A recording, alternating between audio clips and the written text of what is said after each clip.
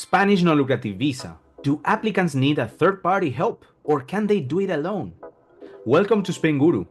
Do you really need to hire a lawyer or a visa service, or can you manage the whole application process on your own? Let's break down the pros and cons and see what others have done successfully. The good news is that plenty of applicants have successfully handled the process themselves. If you are organized and follow official guidelines closely, found on the Spanish consulates and BLS offices' websites, the outsourced services that some consulates use, this visa can absolutely be a do-it-yourself project. Many people say they did it alone by creating checklists, spreadsheets, and keeping an eye on each document's timeline. This is important because documents have a window of validity and can expire, so you must be careful to time your submission correctly. Think about it like managing a project, because in a way it is. And if you've got a project management experience, even better. Still, if you are overwhelmed, hiring a third-party service could offer peace of mind, especially if you are juggling work and family commitments. Some applicants with busy schedules said it helped to have a professional guide them step by step. However, remember that even with a third party, you'll still need to supply all the documents yourself. No one can magically produce those.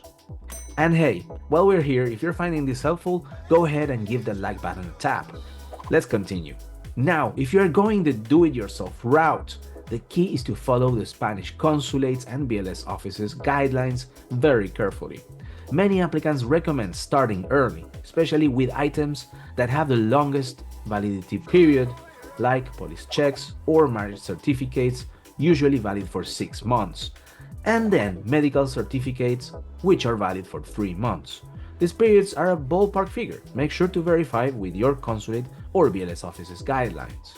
It's also a good idea to join helpful groups, like Spainguru's Non-Lucrative Visa Facebook group, to ask questions and get tips from others who've done it successfully, especially in terms of timings. You must also be very careful about when you apply for an appointment at the consulate or BLS office.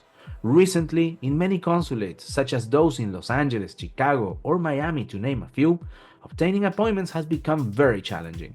It is very important to carefully plan the timing of your appointment request to avoid presenting expired documents. If a document is outside its validity period at the time of application or submission, it may be a good idea to submit what you have, but be prepared for the consulate to request a valid version. Keep in mind that they will typically allow only 10 days to provide the updated document, so ensure you have a valid one ready in case such a request arises. And of course, this is not a legal advice.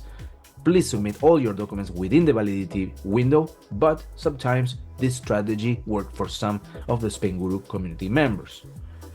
If you decide to seek professional assistance, make sure to work with experts who have experience with this type of visa and are familiar with the specific consulate where you will be applying.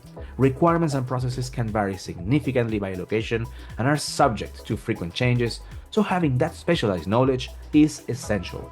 So here's the bottom line. First, yes, you can absolutely do this visa process yourself, just stay organized and detail-oriented. Second, a third party will simplify the process but won't eliminate the need for your input. Only work with experienced professionals, which you can find on spainguru.es. Third, read official guidelines from your consulate and BLS office if applicable, carefully, and reach out to experienced applicants for advice. And 4, anticipate potential requests for new documentations, as they're gonna ask you to submit new documents in only a 10-day window period. Whether you go solo or with support, both options can work. Best of luck and thanks for watching Spainguru. Oh, and one more thing. Apparently YouTube says you're gonna love watching this video right here. I think you should watch it.